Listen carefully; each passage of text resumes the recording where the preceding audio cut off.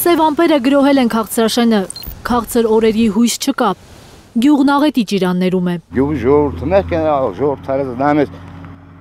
մեղլի հոտա գալիս, ապեր, պամիխի դա է, 10 մոտ պամիխի դա է։ Մայիսի 5-ի կործանարար կարկուտից հետո 3 հորդառատ անձրևը խեղդել է գյուղը։ Հեղեղատարի 2 մետրանոց պատը չի դիմացել ջրի ճնշմանը ու փլվել է, բաց թողնելով ավերիչ հոսքը։ Պատը բլերը, այստեղ նայր սելաֆը, այսի պերամում էր հայատն է։ Ունենք մեծ կառուցված սելաֆատար պարիսպներով հզոր։ Այդ սելաֆատարը հնարավորություն չուներ վերցնելու։ Աննախադեպ սենց բան դեռ չէր եղել։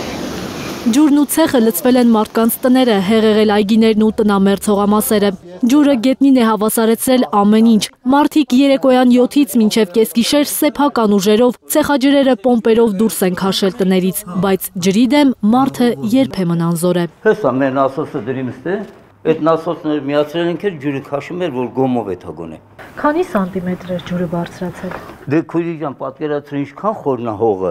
որ այդ բետոնի վերով մինչև լուսամուտները ուզում էր քսեր պատվալի։ Երևի 30-40 սանտիմից ավել ջուր էր, ասեն խնդրեմ, կարող եք նայել, ոչ մի հատ բերք չկա, ծառերը մենակ տերևն է։ Չնայած հակակարգտային կայանները կրակել են, ամպերը չեն ցրվել։ Միայն Արտաշատ խոշորացված համայնքում 65 կայան է պայքարել աղետի դեմ։ Մենք համայնքում ունենք 65 հակակարգտային կայան Արտաշատ համայնքում։ Բոլորի մոտ թուր կարծիք էր, որտեղ ներկայացնում էին տարբեր հեռուստաալիքներով, որ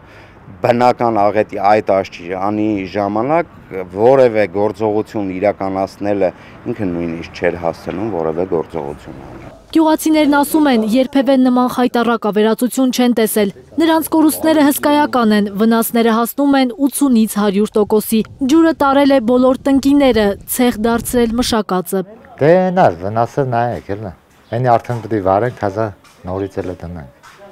Դենի չի աճել այդ։ Գյուղապետարանում մարդաշատ է, տեղացիները հերթով գրանցում են իրենց գրած վնասները, որ ներկայացնեն կառավարությանը։ Ամսի 5-ի 6-ի կարկուտն ենք այս պայն արձանագրում,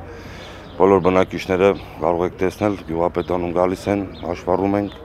որպեսզի ներկայացնեն կառավարությունը, արդեն մնացած իրենք կորոշեն։ Բայց փոխհատուցման հույս չեն փայփայում քաղցրաշենցիները։ 10 տարի առաջ էլ կարկուտ եկավ, էլ դիմում գրին, ոչ մի հատուցում էլ չէ։ Ես էլ անձամբ ծիրանոց եմ ունեցել, կարկուտն եկել է, ոչ մի, ասենք, ոչ գյուղապետարանից, ոչ ասենք մարզպետարանից, ոչ կառավարությունից տենց